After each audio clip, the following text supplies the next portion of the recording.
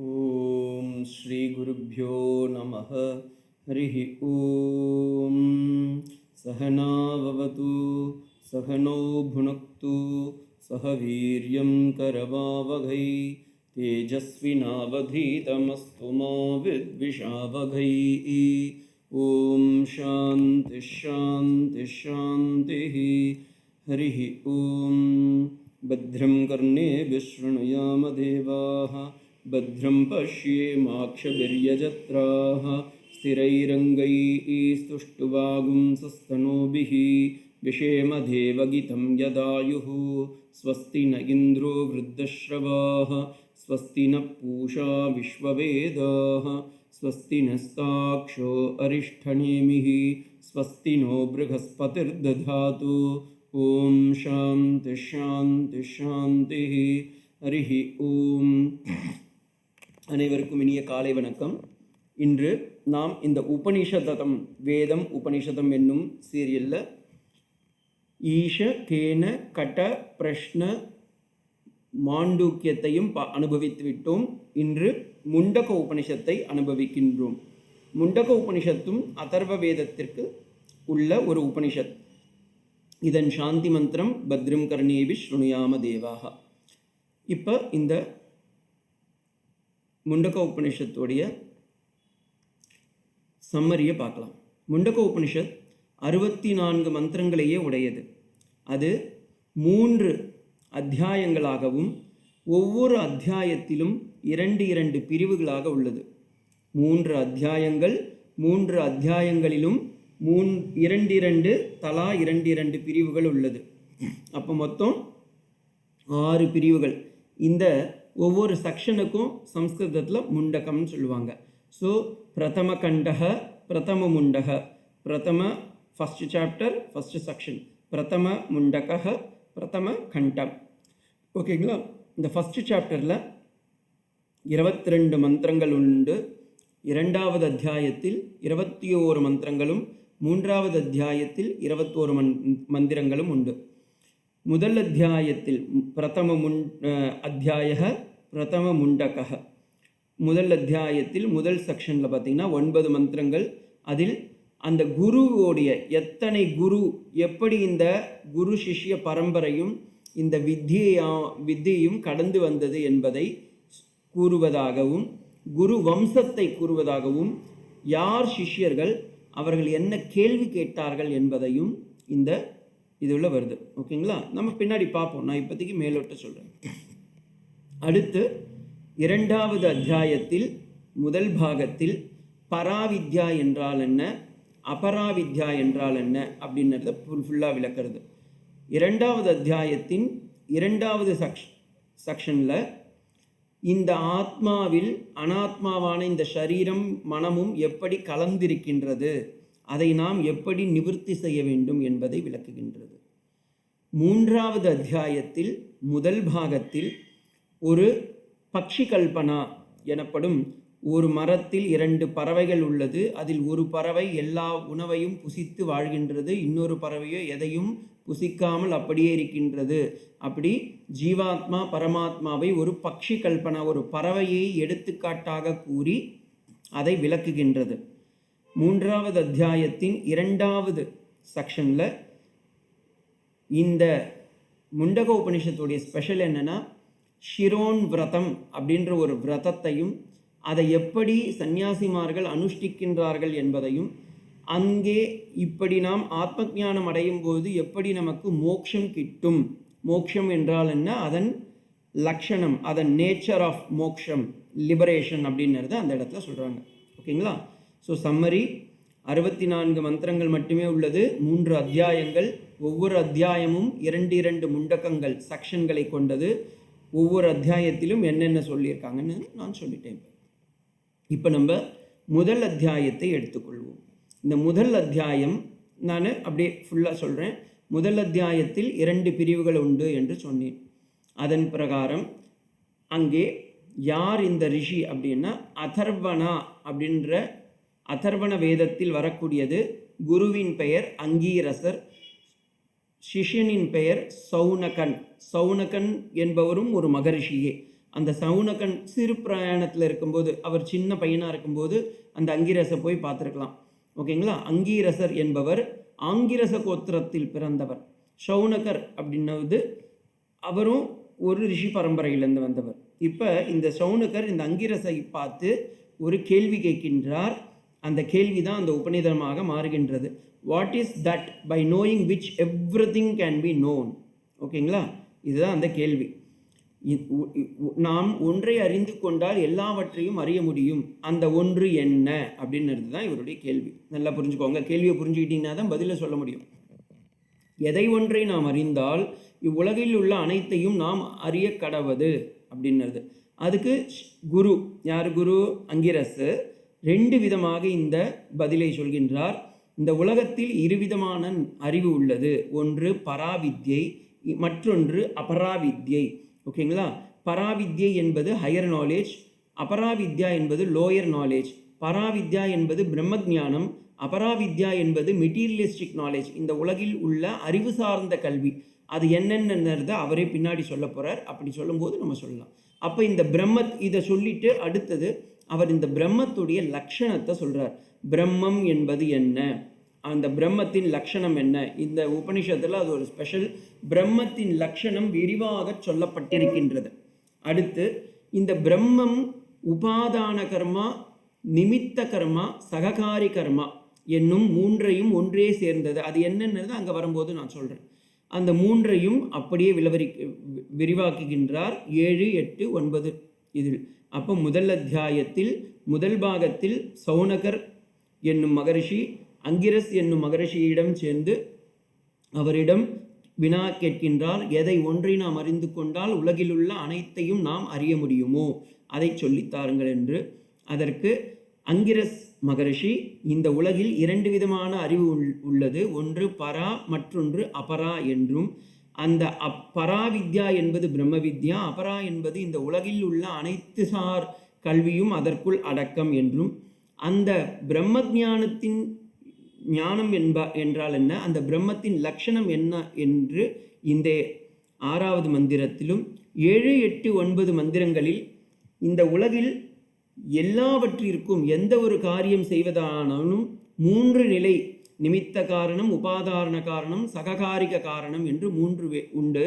ஆனால் பிரம்மத்திற்கு அது 3மே ஒன்றாக உள்ளது என்று சொல்லி முடிக்கின்றார். அடுத்து 2வது அத்தியாயத்தில் அபராவித்யா என்றால் என்ன, அதாவது இந்த இடத்துல இந்த மெட்டீரியல் நாலேஜையும் பற்றி வெளிவாக சொல்கிறார். அதை நான் ஓரளவுக்கு தான் சொல்ல போகிறேன். இந்த இடத்துல இந்த மெட்டீரியலிஸ்டிக் வேர்ல்டில் இருக்கிற கல்விகள், economics, commerce, accounts, physics, chemistry, botany, biology, zoology எல்லா கல்வியும் உள்ளார எடுத்துன்னு வந்திருக்கிறார்.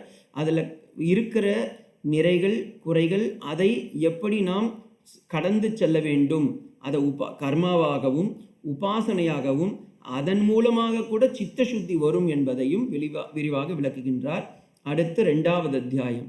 2வது அத்தியாயத்தில் பார்த்தீங்கன்னா, நான் முதல்ல சொன்ன 3 அத்தியாயம் இருக்குன்னு முதல் அத்தியாயத்தில் 2 பிரிவை பார்த்துட்டோம். இப்போ 2வது அத்தியாயத்தில் மொத்தம் 2 செக்ஷன்கள். ஓகேங்களா? 2 முண்டகம். ஒன்றில் 10 மந்திரங்களும் 2வதில் 11 மந்திரங்களும் உண்டு.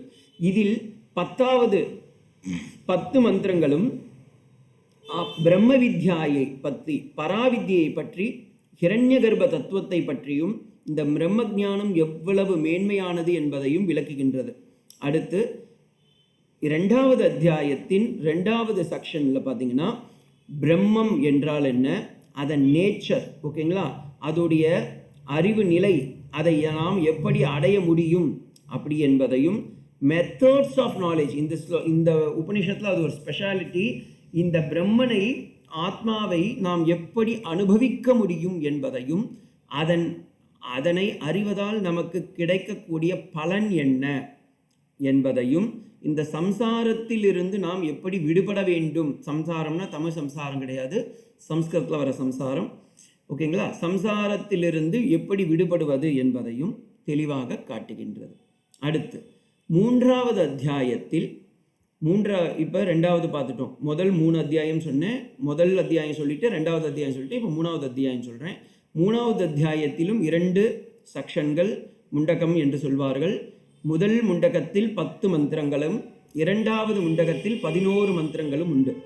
இந்த முதல் முண்டகத்தில் இந்த உலகில் நாம் எப்படி வீடு பேறு பெற முடியும் அப்படின்றத ஒரு பக்ஷி கல்பனை, ஒரு பறவையை கல்பனையாக கொண்டு, எடுத்துக்காட்டாக கொண்டு, கல்பித்து கொண்டு அதை விரிவாக்க சொல்கின்றது.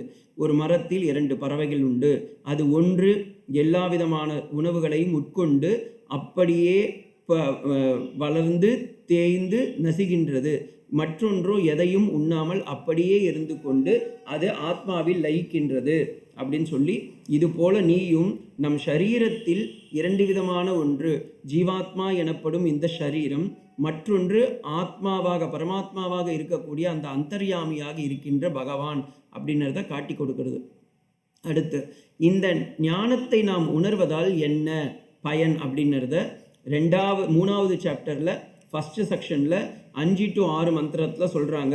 அப்படி சொல்லும்போது தான் சத்தியமேவ ஜெயதே என்னும் வார்த்தையும் அங்கே வருகின்றது. ஓகேங்களா? அந்த இடத்துல சத்தியம்னா நம்ம தமிழில் சொல்கிற சத்தியம் இல்லை, அதையும் வச்சுக்கலாம். சத்தியமேவ ஜெயத்தே கண்டிப்பாக உண்மையே வாய்மையே வெல்லும்னு நம்ம தமிழ்நாடு அரசும் வச்சுட்டு இருக்கு. ஆனால் உண்மையில் அந்த இடத்தில் சத்தியம் அப்படின்றதுக்கு என்ன மீனிங்னா ஆத்மா என்று பொருள். அந்த சத்தியமாக இருக்கக்கூடிய சத்தியஸ்ய சத்தியம் அப்படின்னு பாகவதம் சொல்லுறது. அதே போல் இந்த இடத்துல சத்தியமேவ ஜெயத்தேன்னா இந்த இடத்துல ஆத்மாவே உன்னை வெல்லும், நீ ஆத்மாவை வென்றுவிட்டால் நீ ஆத்மா ஞானியாக மாறுகின்றாய் என்பதை உணர்த்துவதான ஒரு ஜீவாத்மா பரமாத்மா ஐக்கியம் அடைந்த ஒரு வார்த்தை அது. அதை கொண்டு இந்த உலகில் இருக்கக்கூடிய மற்ற ஆளுங்கள்லாம் எப்படி வாழறாங்க அப்படின்றதையும், இந்த ஆத்ம ஞானியோடைய அனுபவம் என்னன்றதையும் விரிவாக சொல்கின்றது. அடுத்து 3வது சாப்டரில் 2வது செக்ஷனில் பார்த்தீங்கன்னா 11 மந்திரங்கள். இந்த 11 மந்திரங்களும் முக்கியமாக சந்நியாசிகளுக்கும் துறவரம் மேற்க விரும்புபவர்களுக்கும் வைராக்கியம் வாழ்க்கையில் ஏற்பட விரும்புபவர்களும் இந்த பகுதியை படிக்கணும். ஏன்னா இது முழுக்கவே வைராக்கியம் ப்ளஸ் ஆத்ம ஞானம் எவ்வளவு முக்கியம் என்பதையும் அப்படியே அழகாக கோட்டிட்டு காமிக்கிறது. அதில் முக்தி என்னும் நிலையை 2, 5, 6, 7, 8 மந்திரங்களில் பூர்ணமாக சொல்லுறது இந்த முண்டக உபனிஷத். இப்போ நம்ம உபனிஷத் உள்ளார போகலாம். 12 உபநிதங்கள் நாம் ஜென்ரலாக பார்த்து வரும். சங்கர பகவத் பாதாளுடைய பாஷ்யம் இருக்குன்னு ஈஷகேன கடப்பிரஷ்ன முண்ட மாண்டூக்கிய தித்திரி ஐதரேயம் சாந்தோக்கியம் பிருகதாரண்யகம் ஸ்ததா அப்படின்னு. அதில் 4வது அதர்வ வேதத்தில் வரக்கூடிய உபனிஷதங்கள் கைவல்ய உபனிஷதம், பிரஷ்னோபனிஷதம், முண்டக உபனிஷதம், மாண்டூக்கிய உபனிஷதம். இது 4ம் எங்கே அதர்வ வேதத்தில் வரக்கூடியது. ஓகேங்களா? இந்த முண்டக உபனிஷதம் என்பது அதன் பெயர் என்னவென்றால் முண்டகம் என்றால் முண்டம் அப்படின்னாவே மொட்டை என்று மொட்டையடித்தல் அப்படின்னு பேர். பஜகோவிந்தத்திலும் சங்கர பகவத் பாதால் சொல்லும்போது ததபின முண்டம் ஆஷா பிண்டம் அப்படின்னு சொல்லியிருப்பா. அப்போ மொட்டையடித்தல் என்றால் முண்டகம் என்று பெயர். இந்த இடத்துல ஏன் மொட்டையடிக்கணும் அப்படின்னா சந்நியாசிகள் எப்பொழுதும் ஏகஸ்ரீர விரதம் அப்படின்ற ஒரு விரதத்தை இருப்பார்கள். அதாவது சாதுர்மாசிய விரதம்னு இதுக்கு பேர் இருக்குது, இல்லை ஷிரோன் விரதம்னு இருக்குது.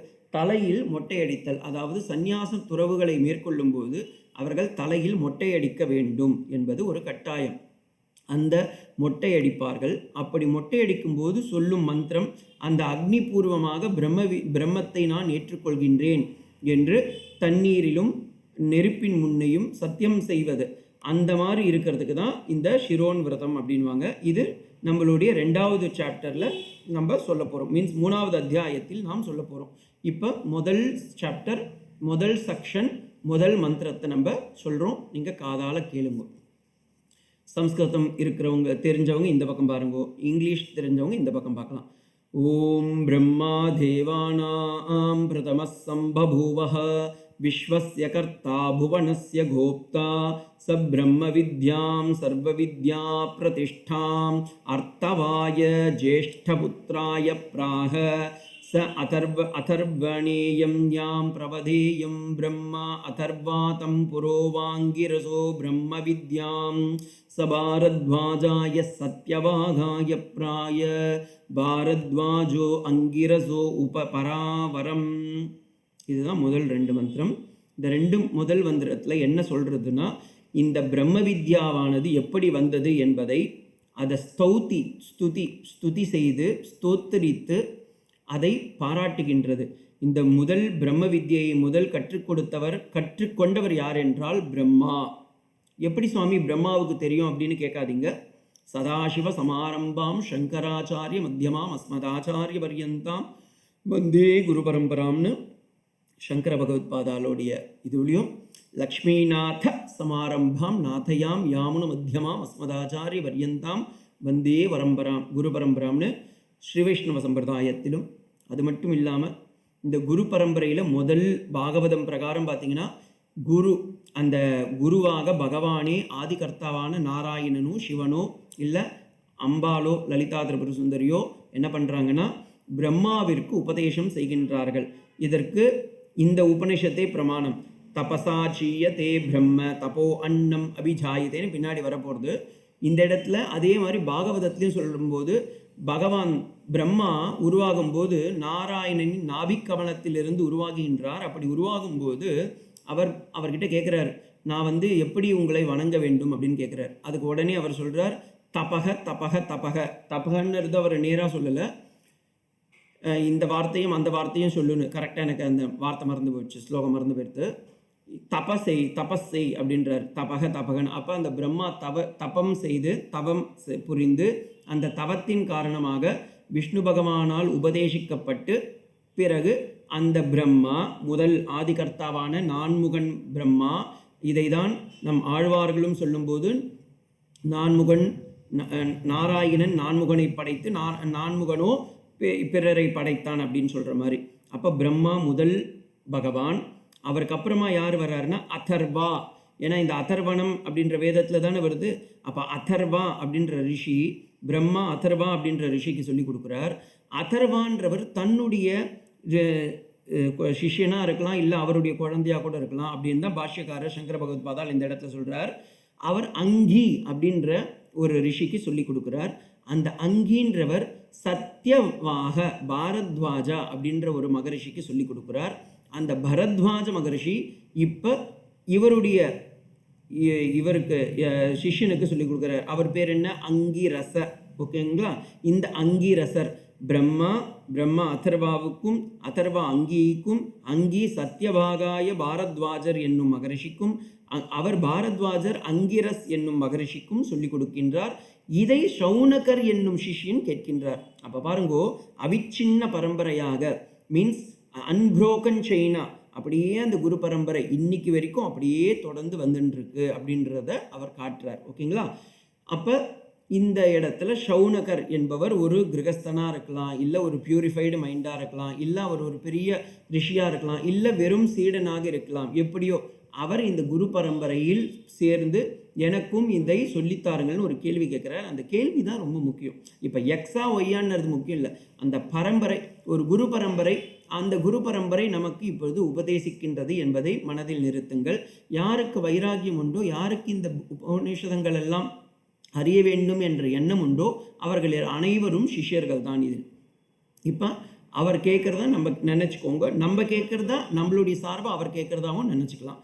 சௌனகோகவை மகாஷாலோ அங்கிரசம் விதிவத் உபசன்னாயப்ப கஸ்மின்னு பகவோ விஜ்ஞாதே சர்வமிதம் விஜ்ஞாதம் பவதி இதி. அப்போ சௌனகோகர் அப்படின்றவர் மகாஷாலக, இந்த அங்கிரசருடைய மகாசாலை என்றால் யஜ்ஞசாலையாக இருக்கலாம், இல்லது வேதசாலையாக இருக்கலாம், அல்லது வித்யாசாலையாக இருக்கலாம். ஷாலா அப்படின்னா தமிழ், பெங்காலில் ஷாலானா திட்டுறது, தமிழில் ஷாலானா ஒன்றும் புரியாதுன்னு அர்த்தம். ஆனால் இந்த இடத்துல மகாசாலை என்றால் பெரிய அப்படின்னு அர்த்தம். பெரிய சாலை. என்ன சாலை அப்படின்றத இவர் சொல்லலை. அப்போ வித்யாசாலையாக இருக்கலாம், அதாவது ஸ்கூலாக இருக்கலாம், யூனிவர்சிட்டியாக இருக்கலாம், காலேஜாக இருக்கலாம், இல்லை யஜ்ஞம் செய்யக்கூடிய சாலைக்கு யஜ்ஞசாலைன்னு பேர். அதே போல் இங்கே பிரம்ம வித்தியை உபதேசிக்கக்கூடியதால் இதற்கு பிரம்மசாலைன்னு சொல்லலாம். அப்போ விதிவத் உபசன்னாய, இந்த விதிவத்துன்றது தான் ரொம்ப ரொம்ப முக்கியம். அவர் யதா விதி. அப்போ ஒரு சிஷ்யனாக இருக்கிறவன் என்ன பண்ணணும்னா வினயத்தோடு போகணும். நேராக போயிட்டு சாமி எனக்கு ஆன்லைனில் சொல்லிக் கொடுங்க, நான் ஆன்லைன் சேவார்த்தின்லாம் கேட்கக்கூடாது. அவங்க நம்ம போய் பகவானி உங்களுக்கு இதெல்லாம் நீங்கள் படிச்சிருக்கேள், இந்த வம்சத்தில் வந்திருக்கேள், இந்த மாதிரி ஒரு அழகான ஒரு குரு சிஷ்ய பரம்பரையில் வந்திருக்கேள், நீங்கள் உங்கள் குரு கிட்ட கற்றுண்டதை எனக்கும் சொல்லிக் கொடுப்பேலா அப்படின்ற வினயத்தோடு கேட்கணும்.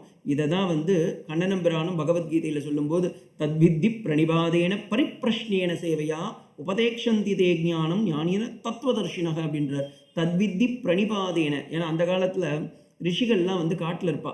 அப்போ காட்டில் இருக்கும்போது இந்த சிஷ்யன் என்ன பண்ணுறது, அந்த ரிஷியை பார்க்கும்போது கட்டை கொஞ்சம் எடுத்துன்னு போவார். எதுக்கு அடிக்கிறதுக்கு இல்லை, அந்த ரிஷிக்கு ஹோம கைங்கரியங்களுக்கும் வீட்டில் சாப்பாடுலாம் சமைக்கிறதுக்கு விறகு தேவைப்படும். அப்போ அந்த விறகு எடுத்துகிட்டு போவா. இன்றைக்கி இருக்கிறவெல்லாம் ஆன்லைனில் கேஸ் புக் பண்ணி கொடுக்குறா. இப்போ நமக்குலாம் அப்படி தான் இருக்குது. ஆசிரமத்துலலாம் வரும்போது சுவாமி உங்களுக்கு ஏதாவது சேவை செய்யணும்னு நான் என்ன சொல்லுவேன், கேஸ் புக் பண்ணி கொடுத்துருங்கோ அப்படின்னு. அப்போ அந்த காலத்தில் இருக்கிறத நம்ம மாற்றாமல் வரோம், வேறு ஒன்றும் கிடையாது. ஓகேங்களா. விதிவத் உபசன்னாய பப்ரச்சன, அந்த வினயத்தோடு கூடிய கை கூப்பிய கைகளோடு கூடிய அந்த குருவிடம் சென்று நாம் நமஸ்காரம் செய்து அவர் என்ன கேட்குறாருன்னா ஒரு கேள்வியை, கஸ்மின்னு பகவோ விஜ்ஞாதே சர்வமிதம் விஜ்ஞானம் பவதீதி. பகவானே, எதை ஒன்றை நான் தெரிந்து கொண்டால் இந்த உலகில் உள்ள அனைத்தையும் நான் தெரிந்து கொள்ள முடியும். இது எப்படி இருக்குன்னா, நாரத பகவான் என்ன பண்ணுவார், திருவிளையாடலில் இதே மாதிரி தான் ஒரு மாம்பழத்துன்னு வருவார். இந்த 2 மாம்பழத்தில் ஒரு மாம்பழத்தை அப்படியே நீங்கள் சாப்பிட்ணும், பிரிக்கக்கூடாதுன்னுவா. அதே தான் இங்கேயும், அங்கே மாம்பழம், இங்கே பிரம்ம வித்யா. ஓகேங்களா. அப்போ இதே கேள்வியை தான் கேனோபனிஷத்தில் நம்ம பார்த்தோம். கேனேஷிதம் பதிதம் பிரேஷிதம் மனக கேன பிராண பிரதம பிரயுக்தக கேனேஷிதம் வாசமமாம் வதந்தி சக்ஷஸ்ரோத்திரம் ககுஹூ தேவோ யுனக்தி அப்படின்ற அந்த கேள்வியை நீங்கள் பார்த்தீங்க, ஞாபகம் இருக்குன்னு நினைக்கிறேன். அதே போல் அதே இதுவை இந்த இடத்துல இந்த குரு சௌனகர், யார் இவர் குரு, அந்த குரு வந்து இதை அப்படியே சொல்லி கொடுக்க போகிறார். தஸ்மை சகோவாச்ச த்வே வித்யே வேதிதவ்ய ஹிதிஹ ரஸ்ம யத் பிரம்மவிதோ வதந்தி பரா சைவா பராச்ச. அவர் பாருங்க எவ்வளோ உஷாரு. குரு சொல்லும்போது, சிஷ்யனே நீ பியூட்டிஃபுல்லான ஒரு கேள்வியை கேட்டிருக்கப்பா. இந்த உலகில் 2 விதமான வித்யை உள்ளது என்று நான் என் குருநாதரிடமிருந்தும் பிற மக்களிடம் பிரம்மவிதோ வதந்தி, பிரம்மஞானத்தை அறிந்த மேலோர்களிடம் இருந்து கேட்டுள்ளேன். அதற்கு என்ன பெயர் என்றால் பராச்சைவ அபராச்ச. பரா என்றும் அபரா என்றும் 2 விதமான நாலேஜ் நமக்கு இந்த உலகத்தில் உள்ளது. இந்த ஹையர் நாலேஜ், லோயர் நாலேஜ்னு உங்களுக்கு இங்கிலீஷில் டிரான்ஸ்லேஷனுக்காக வச்சுருக்கேன். உடனே சுவாமி இது எத்தனை ஹைட்டில் இருக்கும், இது எத்தனை ஹைட்டு லோவில் இருக்கும்லாம் கேட்காதீங்க. நம்ம நாலேஜை 2ஆக பிரிச்சுட்டு இருக்கா, which is supreme knowledge. Actually that is the correct இது. Supreme knowledge, the other knowledges are inferior நாலேஜ்ன்னு தான் சொல்லணும். ஓகேங்களா. அப்போ இந்த உலகத்தில் என்னென்னலாம் இருக்குது அப்படின்றது அந்த ஸ்லோகத்தில் பியூட்டிஃபுல்லாக சொல்கிறார். ரிக்வேதோ யஜுர்வேதோ சாமவேதோ அதர்வணவேதோ சிக்ஷா கல்பம் நிருக்தம் வியாகரணம் சந்தசம் சந்தசம் ஜோதிஷம் இதி. ஓகேங்களா. இதெல்லாம் சொல்லிட்டு அவர் சொல்கிறாரு, எப்போ இத்தனையும் அபராப்பான்றார்.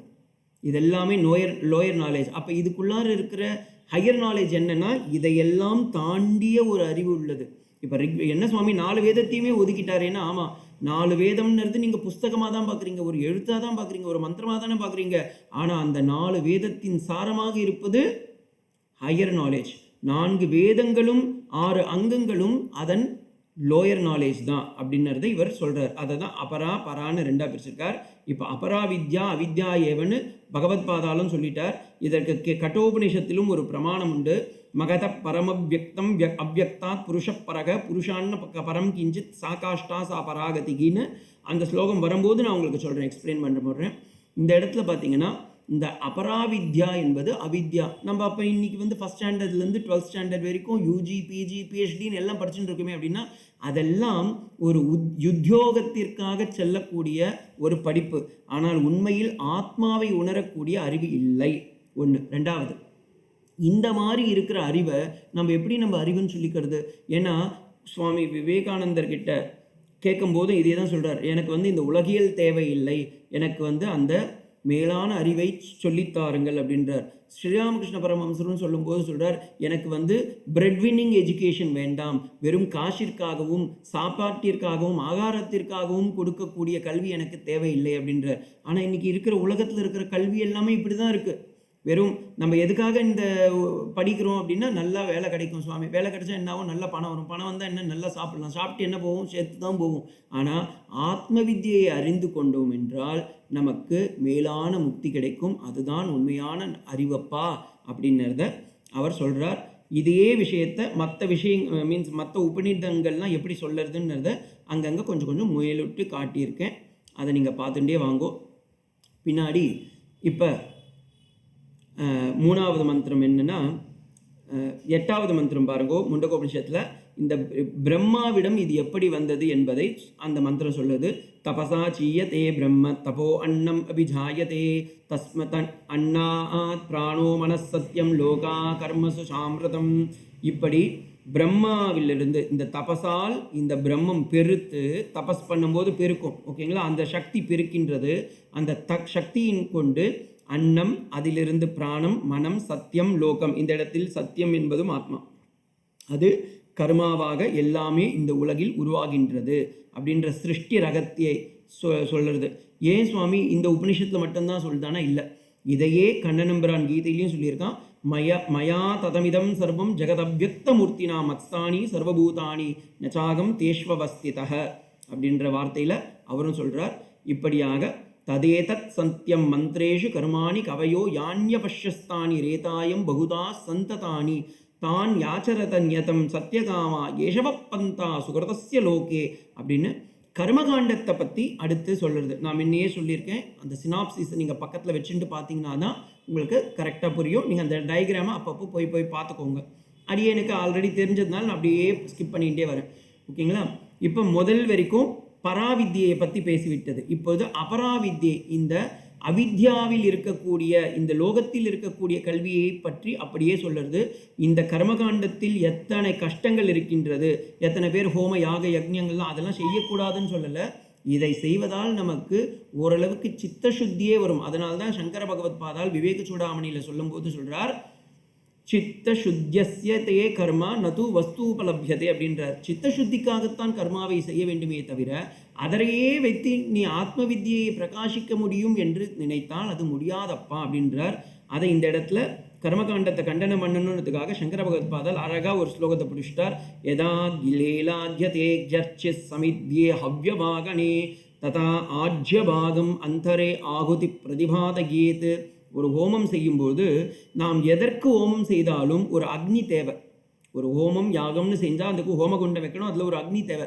அக்னியை வச்சுட்டு நம்ம என்ன சொல்கிறோம், இந்திரனே ஸ்வாஹா வாயுவே ஸ்வாஹா வருணாய ஸ்வாஹா அப்படின்றோம். அப்போ உண்மையிலேயே சொல்ல போனால் இந்த வாயுவும் வருணவும் அந்த இடத்துல இல்லை, அக்னி பகவான் தான் இருக்கார். அக்னி பகவான் என்ன பண்ணுறார், அவர் ஒரு கொரியன் பர்சனா, கொரியர். இப்போ நான் சென்னையிலேருந்தோ சேலத்துலேருந்தோ ஏதாவது வேணும்னு கேட்டேன்னா நீங்கள் என்ன பண்ணுறீங்க, கொரியரில் அனுப்பிச்சி வைக்கிறீர்கள். அப்போ இந்த கொரியர் பர்சன் மாதிரி தான் இந்த அக்னி பகவானும், அவர் நேராக எடுத்துன்னு வந்து கொடுக்குறார். ஆனால் அக்னி பகவானே நமக்கு ஒரு பகவானாக ஆயிடுவாரா அப்படின்னா கிடையாது. ஓகேங்களா, அதை கண்டனம் செய்து அடுத்தது இந்த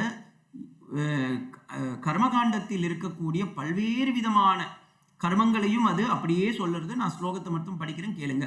யஸ்மாத் அக்னிஹோத்ரஸ்ய அதர்ஷமாஸ்யம் அபௌர்ணமாஸ்யம் அசாதுர்மாஸ்யம் அநாக்ரயணம் அதிதி வர்ஜிதம் ச ஆகுதிர் அவைதம் அபிதினாஹுதம் ஆசப்தமானஸ்தஸ்ய லோகான் ஹினந்தி. இதை நான் சுருக்கமாக சொல்லிடுறேன். ஒருவன் கஷ்டப்பட்டு யாகம் யஜ்ஞம் போன்ற கர்மங்களை எல்லாம் செய்யும்பொழுது அவன் என்ன அடைகின்றான் என்றால், அவன் நேராக போயிட்டு சொர்க்கலோகத்தை அடைகின்றான். அப்படி சொர்க்கலோகத்தை அடையும் பொழுது அங்கே இருக்கக்கூடிய அப்சரஸ்களும் இந்திரனுடைய பட்டணத்தில் இருக்கக்கூடிய அந்த இந்திர தூதர்களும் அவனை வாருங்கள் வாருங்கள் வாருங்கள் என்று அழைத்து ஏகி ஏகி தமாகுத் சவர்ச்சஸ்ய சூரியஸ்ய ரஷ்மைபீர் யஜமானஸ்ய வகந்தி, உங்களை பிரிய வாச்சம் கொடுத்து பிரியமான வாச்சங்களை எல்லாம் கொடுத்து வெல்கம் பண்ணி உங்களை கூட்டிட்டு போயிட்டு அவங்க என்ன பண்ணுறாங்க, ஏஷவ புண்ணிய சுகிருதஸ்ய லோகோ சுகிருதோ பிரம்மலோக, இது பிரம்மலோகம் போலப்பா, உனக்கு கிடைச்ச 5 ஸ்டார் ஹோட்டல்னு சொல்லி அவங்க உங்களை அங்கே தங்க வைக்கிறாங்க. ஏன், அந்த இடத்துல பணத்தை பிடுங்கிறதுக்கு. அதே போல் இந்த இடத்துல என்ன பண்ணுறாங்கன்னா, உங்களுடைய புண்ணிய பாவங்களை எல்லாம் தீர்ப்பதற்காக. ஸோ உங்களுடைய புண்ணியம் ஜாஸ்தி இருக்குது, நீ நிறைய ஹோமம் யாகம்லாம் செஞ்சுட்டியப்பா, அதோடைய புண்ணியனை நாங்கள் எடுத்துக்கொள்கிறோம்னு சொல்லி அவங்க என்ன பண்ணுறாங்க, உங்களை பிரம்மலோகம் இல்லை, ஆக்சுவலி இது இந்திரலோகம் தான், இந்திரலோகத்துக்கு கூட்டிட்டு போயிட்டு அந்த இடத்துல வச்சு உங்களை நல்லா இது பண்ணுறாங்க. சோமபானம் சுராபானம் அப்சரசுகள்லாம் கொடுக்குறாங்க. ஆனால் உங்களுடைய கர்மம் தீர்ந்த பிறகு, அதாவது உங்களுடைய புண்ணியம் எல்லாம் அழிந்த பிறகு அவங்க என்ன பண்ணுறாங்கன்னா, அப்படியே மேலேருந்து கீழே தள்ளி விட்டுடுறாங்க. ஓகேங்களா, प्लवाघेते अदृढ़ा यज्ञरूपा अष्टादशोक्तम अवरम येषु कर्म ஏதச்சேயோ ஏபிநந்தந்தி மூடா ஜரா மிருத்யு புனரேவாபியந்தி. திரும்பவும் பூமிக்குள்ள போய் திரும்பவும் நீ உன் கர்மத்தை செஞ்சுட்டு வாடான்னு சொல்லி பிரம்மலோகத்துல இருந்தோ இல்லை சத்தியலோகத்துல இருந்தோ எப்படின்னா வச்சுக்கோங்க, இந்திரலோகத்துல இருந்தோ உங்களை தள்ளி விட்டுருவாங்க. திரும்பவும் நீங்கள் பூமிக்கு வந்தே தீரணும். அப்போ இப்படியே போயிட்டு வந்து அதனால தான் மாணிக்கவாசகர் சொன்னார், போக்கும் வரவும் புலர்வும் இல்லா புண்ணியனே. அதையே இந்த இடத்துல சொல்றார். இந்த இடத்துல வேதம் நம்மளை திட்டுது. அவித்யாயாம் அந்தரே வர்த்தமானா ஸ்வயம் தீவிரா பண்டிதம் மன்யமானா ஜங்கம்யமானா பரியந்தி மூடா அந்தேனைவே நியமானா யதாந்தாஹா அப்படின்னு திட்டிடுது. ஏன்பா, என் மூடனா இருந்து கொண்டு நீ இப்படி அவித்யாவின் காரணமாக அஜ்ஞானத்தின் காரணமாக நீயே ஏதோ ஒரு கர்மத்தை செய்கிறேன்னு சொல்லி என்ன சொல்கிறோம், வீட்டு கிரகப்பிரவேசம், அப்புறமா இந்த இதுவெல்லாம் பண்ணுவா பாருங்க, நவகிரக ஹோமம், சாந்தி ஹோமம், சுதர்ஷன ஹோமம், அதெல்லாம் இழிவுன்னு நான் சொல்லலை. அது சித்தசுத்தியை கொடுக்கும். பகவானுக்கு அது ஒரு சாமீபம் தான். ஆனால் நாம் ஆத்மா என்பதை பூர்ணமாக உணர வேண்டும் என்றால் அது நம்மால் இதெல்லாம் செய்யறதுனால வராது அப்படின்றது தான் இந்த இடத்துல சொல்றாங்க. ஓகேங்களா? அப்ப நாம் போய் ஒவ்வொரு முறையும் புண்ணியம் படைகின்றோம், சொர்க்கலோகம் சேர்கின்றோம், பாவம் அடைகின்றோம், நரகலோகத்திற்கு செல்கின்றோம். பிறகு அது கழிந்த பிறகு திரும்பவும் பூமண்டலத்திலேயே பிறந்து ஒழிந்தேன் அப்படின்றாங்க. ஒவ்வொரு முறையும் பிறந்து இறந்து கொண்டிருக்கின்றோம். கடைசியாக எப்பொழுது நமக்கு வைராகியம் வரும்ன்றது அடுத்த ஸ்லோகத்துல சொல்றார். தபஸ்ரத்தே ஏ உபசந்திய அரண்யே சாந்தா வித்வா பைக்ஷச்சர்யம் சரந்தக சூரியத்வாரேன தே விரஜா பிரயாந்தி யத்ராமிருதம் ச புருஷோ அவ்யயாத்மா. அந்த புருஷன் இப்படி, அந்த புருஷன்னா இதுல ஸ்திரீ கூட வச்சுக்கோங்க, இந்த ஜீவாத்மாவானது இப்படி பிறந்து இறந்து சொர்க்கத்திற்கும் நரகத்திற்கும் போய் வந்து கடைசியில் அது என்ன ஆகுதுன்னா ஒரு நல்ல குருவை போய் சந்திக்கின்றது. அந்த குரு பெரிய தபஸ்லாம் பண்ணி, அவர் பாவம் ஆன்லைனில் கிளாஸ்லாம் நடத்தி அவர் என்ன பண்ணுறார், குருவுடைய லட்சணத்தையும் இந்த இடத்த சொல்கிறாங்க. தபஸ் இருக்கணும், ஸ்ரத்தை இருக்கணும், உபசந்தி. அவர் ஒரு குருவின் முகமாக அந்த வேதாங்கத்தை எல்லாம் கற்றிருக்க வேண்டும், சாந்தனாக இருக்க வேண்டும். என்ன போல படபடன்னு பேசக்கூடாது, சாந்தனாக இருக்க வேண்டும், வித்வானாக இருக்க வேண்டும். பைக்ஷச்சரியம் சரந்தக, அவனிடம் நீ பிச்சை எடு. அவையார் சொல்கின்றார், பிச்சை என்ன, பிச்சை எடுமின் யார்கிட்ட பிச்சை எடுக்கணும் அப்படின்னா, நல்லா கேள்வி ஞானமும் அறிவு ஞானமும் இருக்கின்ற இடத்தில் நாம் பிச்சை எடுக்க வேண்டும். படி வள்ளுவன் சொன்னபடி கற்கத்தான் வேண்டும், அப்படி பின் கல்லாதவர் வாழ்வார் எப்படி அப்படின்ற ஒரு ஸ்லோகம் இருக்கும். அதே போல பர்தஹரியோடைய ஒரு நீதி சதகத்தில் சொல்லும் போது சொல்றாங்க, இதே மாதிரி தர்மபுத்திரர்கிட்டையும் ஒரு வார்த்தை சொல்ற மாதிரி மகாபாரதத்துலையும் வருது. அப்ப தர்மபுத்திரனை பார்த்து சொல்றார், எப்பா அவன் பெரிய மகாத்மான்னு இருந்தான்னா நீ பெரிய ராஜான்றதெல்லாம் திறந்து விட்டு அவனிடம் பிச்சை எடுத்து யாச்சகமாக அவனுடைய அறிவை பெற்றுக்கொள் அப்படின்றார். அப்ப எத்தனை ஒரு பெரிய மகா வித்வானாக இருந்தாலும் பெரிய ஞானி இதுவாக இருந்தாலும் அவனிடம் வினயம் இருக்க வேண்டும். ஒரு ராஜாவே ஆனாலும் அவனுக்கு ஆத்ம ஞானம் வேண்டும் என்றால் அவன் ஒரு குருமுகமாக அந்த குருவிடம் சேர்ந்து அவன் யாச்சகமாக அந்த அறிவை பெற வேண்டும் அப்படின்றது இந்த இடத்துல குரு உபதேசத்தை சொல்லி தருகின்றார்கள். ஏன் அப்படின்னா, இவன் ஆல்ரெடி போயிட்டு வந்தான், ஆல்ரெடி விரக்தத்துல இருக்கான். சொர்க்கத்துக்கு போறான் வரான், நரகத்துக்கு போறான் வரான், அப்ப இந்திரலோகத்துக்கு போறான் வரான், பிரம்மலோகத்துக்கு போறான் வரான். ஏன் சுவாமி என்னால போயிட்டு வந்துட்டு இருக்க முடியல, ஒவ்வொரு முறையும் ஃபாரின் ட்ரிப் எல்லாம் போறேன், கடைசியில் இந்தியாவுக்கு தான் திரும்ப வந்துடுறேன் விசா கிடைக்காம அப்படின்னும் போது அவன் என்ன சொல்றான், இந்த லோகத்திலேயே நம்ம நிம்மதியா இருக்கலாம் அப்படின்னு சொல்லி அப்ப பூலோகத்திற்கு அவன் பரீட்சை செய்கின்றான். அதுதான் இந்த ஸ்லோகம் ரொம்ப முக்கியமான ஒரு ஸ்லோகம். பரீட்ச லோகான் கர்மச்சிதான் பிராமணோ நிர்வேதமாயாத் நாஸ்தியகிருதாகிருதேன தத் விஜானார்த்தம் ச குருமேவாபிகச்சேத். என்னுடைய குருதேவர் சொல்லும்போது சொல்வார், குருமேவாபிகச்சேத் சமித்பானி ஸ்ரோத்ரியம் பிரம்மனிஷ்டக. அந்த குருவிடம் சென்று நாம் அந்த உபதேசத்தை பெற வேண்டும். அவன் ஆல்ரெடி எக்ஸாம் செஞ்சு, பரீட்சைனா இந்த இடத்துல எக்ஸாம் தான். என்ன பரீட்சை பண்ணா, ஸ்வர்க்கத்துக்கு போனா ஆத்ம ஜானம் கிடைக்கல, நரகத்துக்கு போனா ஆத்ம ஜானம் கிடைக்கல, பூர் புவக சுவக ஜனக மகக தபக அத்தல வித்தல சுத்தல ரசாத்தல மகாதல பார்த்தாலும் வேதாளத்துக்கு தான் போல. அப்படி இவன் சுத்தி வந்துட்டு இருக்கான், பரீட்சை பண்ணி பார்க்குறான், ஒன்றும் கெட்டல. கடைசியில சுவாமி எனக்கு ஒண்ணுமே கிடைக்கலையேன்னும் போதுதான் அப்ப ஆத்ம ஞானத்தை உருவாக்குவதற்காக குரு என்ன பண்றார், வாப்பா உனக்கு நீ இவ்வளவு லோகம்லாம் போனியே, அவ்வளோ லோகம்லாம் தேவையில்லை, உனக்குள்ளாரியே இருக்கப்பா இந்த ஆத்ம ஞானம்ன்றதை காட்டி கொடுக்கின்றார். அவர் எப்படி காட்டி கொடுக்குறாருன்றது தான் பியூட்டிஃபுல்லான ஒரு மந்திரம். அதை இந்த ஸ்லோகத்துல இந்த உபனிஷத்துல ஒரு பெரிய பியூட்டிஃபுல்லான ஒரு இது என்னன்னா, அதை எப்படி கற்றுக் கொடுக்கணும்ன்றதையும் 13வது ஸ்லோகம் சொல்லுறது. தஸ்மை ச வித்வான் உபசன்னாய சம்யக் பிரசாந்த சித்தாய சமான்விதாய ஏனாட்சரம் புருஷம் வேத சத்தியம் புரோவாச்சதாம் தாம் தாம் தத்துவவிதோ பிரம்ம வித்யாம், அந்த பிரம்ம வித்தியை அவர் எப்படி கற்றுக் கொடுக்குறாருன்னா, அவர் எப்படி தன்னுடைய குருகுலத்தில் குருமுகமாக கற்றுக்கொண்டாரோ அதே பிரகாரம். ஏன்னா இவர் புதுசாக ஒதுவும் சொல்றதுக்கு இல்லை, அதுதான் பிரம்ம வித்யா. நீங்கள் கங்கோத்திரியிலிருந்து ஹூப்ளியில் கல்கத்தாவில் மிக்ஸ் ஆகிற வரைக்கும் அது கங்கா தான். நடுவில் எத்தனையோ ஆறு வந்து சேரும், அதுக்கு நடுவில் எத்தனையோ காவாயங்களும் வந்து சேரலாம், சகதிகளும் வந்து சேரலாம். ஆனால் கங்கா தான். அதே போல் இந்த பிரம்ம வித்யா என்பது பிரம்மாவின் முகம் கொண்டு இன்று வரையும் இந்த பிரம்மோபதேசம் என்பது அப்படியே வந்து கொண்டிருக்கின்றது. அதை அப்படியே அழகாக சொல்கிறார் இந்த இடத்துல. அடுத்து ரெண்டாவது செக்ஷன், ரெண்டாவது அத்தியாயத்தில் முதல் செக்ஷன், அந்த இடத்துல என்ன பண்ணுறார், பக்ஷி கல்பனா. நான் ஆல்ரெடி சொல்லியிருக்கேன் இதை. அவர் இப்போ இந்த முதல் பராவித்தியை சொல்லிவிட்டார். இப்போ அபராவித்தியில் இருக்கிற கஷ்டங்கள் எல்லாம் சொல்கிறார். ததேதத் சத்யம் யதா சுதீப்தா பாவகா விஸ்புலிங்கா சகஸ்ர பிரபந்தே ஸ்வரூபாக யதாட்சரோ வித்யா சோம்யேன பாவ பிரஜாயந்தே தே தத்ர சைவாபியந்தி. அப்படி இந்த உலகில் இருக்கக்கூடிய அப்படியே உண்மையான பிரம்ம தத்துவத்தை எல்லாம் அவர் ஒவ்வொரு விதமாக சொல்கிறார். ஒரு நெருப்பு இருக்குது, ஒரு நெருப்பு எரிஞ்சின்னு இருக்கும்போது ஒரு கட்டையில் நீங்கள் போய் இன்னொரு கட்டையால் அடிங்களேன், அதுலேருந்து விஸ்புலிங்கா குட்டி குட்டி நெருப்புகள்லாம் அப்படியே செதறும்.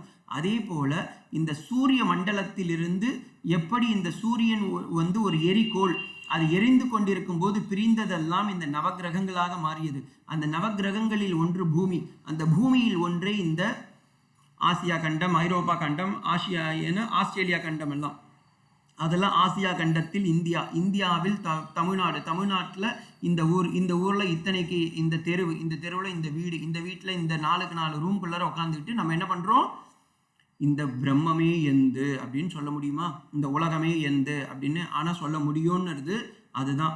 நானும் அந்த சூரியனிலிருந்து வந்த பிரபஞ்சத்திலிருந்து வந்த ஒரு சைத்தன்யம் தான் அப்படின்றத இந்த ஸ்லோகத்தை கொண்டு நாம் உணர முடியும். இதுவே ஒரு பெரிய மகா வாக்கியமான ஸ்லோகம். ஓகேங்களா? அப்போ இப்படியாக அந்த பிரம்மத்தின் தத்துவங்களை எல்லாம் அப்படியே இந்த உபநிஷதம் சொல்லி கொடுக்கின்றது. அதே போல எப்படி இந்த உலகத்தில் சிருஷ்டி நடந்தது, இப்போ நான் வந்து எல்லாத்தையும் ஒரே இதுவாக சொல்லிட்டேன், அது எப்படி சிருஷ்டி நடந்தது என்பதையும் அப்படியே சொல்கிறாங்க. ஓகேங்களா? அப்படி சொல்லி வந்துகிட்டே இருக்கும்போது தஸ்மாத் அக்னி சமிதோ யஸ்ய சூரிய சோமாத் பர்ஜன்யோ ஓஷதய பிருத்திவியாம் புமான் ரேத சிஞ்சரதி யோஷிதாயாம் வக்கீர் பிரஜா புருஷாத் சம்பிரபசூதக. எப்படி இந்த உலகத்தில் மனிதர்கள் எல்லாம், சூரிய மண்டலங்கள் எல்லாம், இந்த அண்ட கட்டாட்சரங்கள் எல்லாம் உருவாகின, எப்படி வேதாங்கங்கள்லாம் உருவாகியது. தஸ்மாத் ரிச்சசாம யஜூகு தீக்ஷா யஜ்ஞஸ்ச சர்வோ கிருதாவா தட்சிணாஸ்ச சம்பத்சரஸ்ச யஜமானஸ்ச லோகான் சோமோ யத்ர பர்வதே யத்ர சூரியः. அப்படி எல்லா வேதாங்கங்கள் எல்லாம் எப்படி உருவாயிற்று, பிராணசக்திகள் எப்படி உருவாயிற்று. சப்த பிராணா பரவந்தி தஸ்மாத் சப்தார்ச்சத சப்த ஜிக்வா சப்த ஹோமா சப்த இமே லோகே ஏஷு சரந்தி பிராணா குகாஷயா ஏதோ சப்த. அப்படி எப்படி இந்த இந்த சிருஷ்டி உலகம் எல்லாம் சிருஷ்டி ஆயிற்று என்பதை அப்படியே ஃபுல்லாக தெளிவாக சொல்லிட்டு இருக்காங்க. அடுத்து ஆத்ம வித்யையை 2வது அத்தியாயத்தில் 2வது முண்டகத்தில் சொல்லித் தருகின்றார்கள். அதற்கு நான் ஒரு பக்ஷி கல்பனைன்னு நான் சொல்லியிருக்கேன். அந்த பக்ஷி கல்பனத்துக்கு முன்னாடி பார்த்தீங்கன்னா ஒரு பியூட்டிஃபுல்லான இது, இந்த பிரணவம் ஓங்காரத்தையே எப்படி நாம் தியானம் செய்ய வேண்டும்ன்றத ஒரு ஸ்லோகத்தில் அற்புதமாக சொல்லி கொடுக்குறார். அந்த ஸ்லோகத்தை மட்டும் நீங்கள் பாருங்கோ. 3வது ஸ்லோகம் மீன்ஸ் 2வது சாப்டர் 2வது செக்ஷன் 3வது ஸ்லோகம்.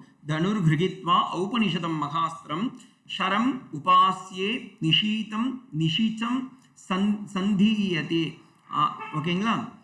4வது ஸ்லோகம் பாருங்க. பிரணவோ தனுகு ஷரோகி ஆத்மா பிரம்மத் தத் லக்ஷணம் உச்சதே அப்பிரமத்தேன வேத்தவ்யம் ஷரவத் தன்மயோ பவேத். இந்த பிரம்மத்தை நோக்கி நாம் எப்படி உபாசனம் செய்ய வேண்டும் என்றால், மனதை ஒரு நிலை நிறுத்தி பிராணத்தை வில்லாக கொண்டு, தனுர்னா வில், தனுஷாக கொண்டு, தனுஷ்னா சினிமா நடிகர் தனுஷ் இல்லை, இந்த இடத்துல தனுர் அப்படின்னா வில்லுன்னு அர்த்தம். வில்லாக கொண்டு இந்த பிரம்மம் ஆத்மாவை அதோடைய லட்சணமாக கொண்டு நாம் அம்பு எழுத வேண்டும். அந்த அம்பில் எழுதக்கூடிய அந்த பிராணன் இருக்குதா, அதுதான் உஷ்வாச நிஸ்வாசங்கள்லாம். அப்போ நாம் மூச்சு வாங்குகின்றோம், உள்மூச்சு வெளிமூச்சு எடுக்கிறோம்ல, அதையே ஒரு கண்ணை மூடி தியானம் செய்யும்போது அதையே ஆத்மாவில் செலுத்துவதாக ஒரு பிராணோபதேசம்.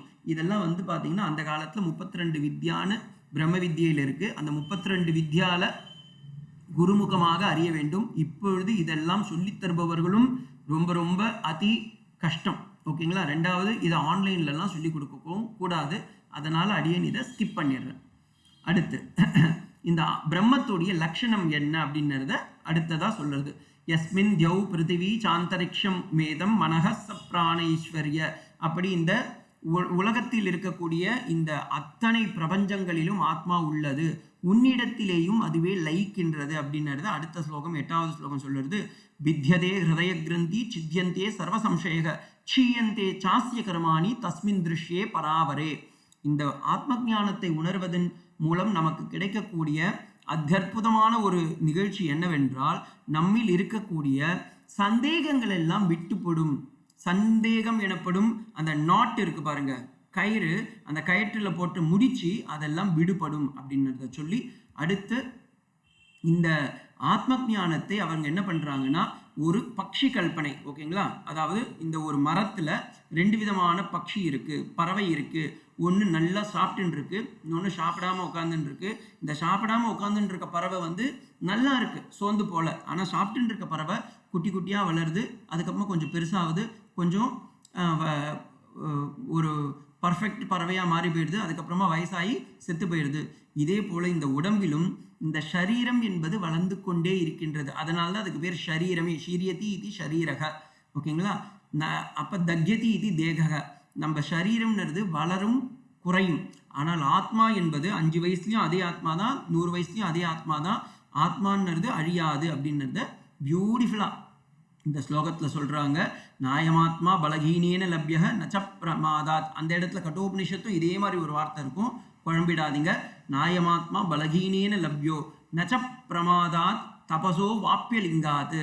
இந்த ஆத்மாவை யார் உணர முடியும் என்றால், யாருக்கு ஆத்மசக்தி நன்றாக இருக்கின்றதோ அவர்களால் உணரப்படுகின்றது அப்படின்னு சொல்லி, அதற்கு நாம் என்ன செய்ய வேண்டும்னா வேதாந்த விஜ்ஞாசு சுனிச்சிதார்த்தா சந்நியாச யோகா யதய சுத்த சத்வாகா. நிவர்த்தி மார்க்கத்தில் இருக்கக்கூடிய சந்நியாசிகளும் பிக்ஷுக்களிடமிருந்து சேர்ந்து அந்த சத்சங்கத்தின் மூலமாக இந்த பிரம்மலோகத்திற்கு செல்லக்கூடிய இந்த ஆத்ம வித்தியை நாம் அறிய முடியும் அப்படின்னு சந்நியாச மந்திரத்தையே இந்த உபனிஷத் சொல்லுறது. நான் இன்னொரு முறை சேன் பண்ணுறேன், காதில் கேட்டுக்கோங்க, நல்லது இதுக்கு. அதுக்காக வேதாந்த விஜான சுனிச்சிதார்த்தா சந்நியாச யோகாத் யதய சுத்த சத்வாஹ தே பிரம்ம லோகே து பராந்தகாரே பராமிருதாத் அமிர்த பரிமுச்சந்தி சர்வே. அப்படி இந்த ஆத்ம ஞானத்தை அடையும் பொழுது அவர்கள் அந்த சாதுக்களோடு சஜ்ஜனங்களோடு சேரும் பொழுது அவனும் என்ன ஆகின்றான்னு பியூட்டிஃபுல்லாக ஒரு கல்பனையில் சொல்லுறது. யதா நத்யா ஸ்யந்தமானா விகாய. இந்த இடத்துல ஒரு ஸ்லோகம் வரும் பாருங்க, சூப்பரான இது. ஒரு கடல் ஆறு என்ன பண்ணுறது, நான் வந்து கங்கா கோதாவரி கிருஷ்ணா பாலாறுன்னு சொல்லிட்டு ஒவ்வொன்றும் எல்லாம் போகும். ஆனால் சமுத்திரத்தில் போய் கலந்துட்ட உடனே எங்கே கங்கா இருக்குது, எங்கே யமுனா இருக்குது, எங்கே கோதாவரி இருக்குது, எல்லாம் சமுத்திரமாக மாறிவிடுகின்றது. அதே போல் பிரம்மஜானத்தை அடைய வேண்டி ஒவ்வொருவரும் என்ன பண்ணுறாங்கன்னா அந்த குருமுகமாக ஒவ்வொருத்தரும் அந்த பிரம்ம வித்தியை அடையும் போது அவர்கள் தன்னிலையை இழந்துவிட்டு நானும் பிரம்மனே, நான் ஆண் இல்லை பெண் இல்லை, அதுவாக இல்லை இதுவாக இல்லை என்று ஒரு பேர் நாம ரூபங்களை எல்லாம் துறந்து விட்டு, நான் இந்த நாமம் மீன்ஸ் நாமம்னா அந்த தமிழ் நாமம் இல்லை, நாமம்னா பெயர், என்னுடைய பெயர் குலம் கோத்திரம் எல்லாவற்றையும் துறந்து விட்டு நாம் என்ன பண்ணுறோம், அந்த ஒருநிலைப்பட்ட ஆத்மாவிடத்திலேயே லைக்கியம் அடைகின்றோம் அப்படின்றத ரொம்ப அழகாக சொல்லி அதுக்கப்புறமா இந்த சிரோன் விரதத்தை பற்றி இந்த ஸ்லோகத்தில் சொல்கிறாங்க. கிரியாந்தே இந்த இடத்துல வந்து அந்த ஸ்லோகம் இது வந்து எப்படி பண்ணணும்ன்றதெல்லாம் வந்து சங்கர பகவத் பாதால் சொல்லலை, ஆத்ம வித்தியை பற்றி சொல்கிறார். தேஷாமேவ வைத்தத் பிரம்ம வித்யாம் வதந்தோ வதித்தே சிரோன்விரதம் விதிவத். இந்த விதிவத்துன்றது ரொம்ப முக்கியம். குருமுகமாக, ஓகேங்களா, குருவிடம் சேர்ந்து அது நாம் தெரிந்து கொள்ள வேண்டும் சிரோன்விரதத்தை. ததேதத் சத்யம் மிருத லிங்காக புரோவாச்ச. இப்படியாக அந்த சிஷ்யன் வந்து ரொம்ப ஆத்ம வித்தியை அவரிடமிருந்து கேட்டு அந்த பிரம்மா முதல் கொண்டு வந்த அந்த ஆத்ம இதுவை புரிந்து கொண்டேன் அப்படின்னு அப்படியே அமைதியாக மாறி போய்டுறார். அப்படி அமைதியாக மாறின அந்த குரு சிஷ்யர்கள் இருவர்களையும் ஓகேங்களா சௌனகர் போய் கேட்குறார் அங்கிரஸ் அப்படின்ற குரு கிட்ட. அவர் என்ன பண்ணுறார், அந்த கேட்ட குரு அங்கிரசு, சிஷ்யன் சௌனகர், புரிஞ்சுட்டு இருக்கீங்களான்னு பார்க்கணும். அது அப்பப்போ இது பண்ணி அவர் கேட்குறார், இதுதான் முண்டக உபனிஷதம். இந்த முண்டக உபனிஷதம் என்பது ரொம்ப ரொம்ப இம்பார்ட்டண்டான ஒரு உபனிஷதம், ரொம்ப சுலபமான உபனிஷதம். பிற்காலங்களில் பின்வரும் காலங்களில் நாம் ஒவ்வொரு ஸ்லோகமாக இதை பதார்த்தங்களோடு கூடிய பாஷ்யத்தோடு சேர்ந்து பார்க்க வேண்டும். அதற்கு நாம் எல்லாம் வல்ல இறைவனை பிரார்த்திக்கின்றோம். ஓம் சாந்தி ஷாந்தி ஷாந்தி. ஹரிஹி ஓம். நம பரம ரிஷிபியோ நம பரம ரிஷிபியः.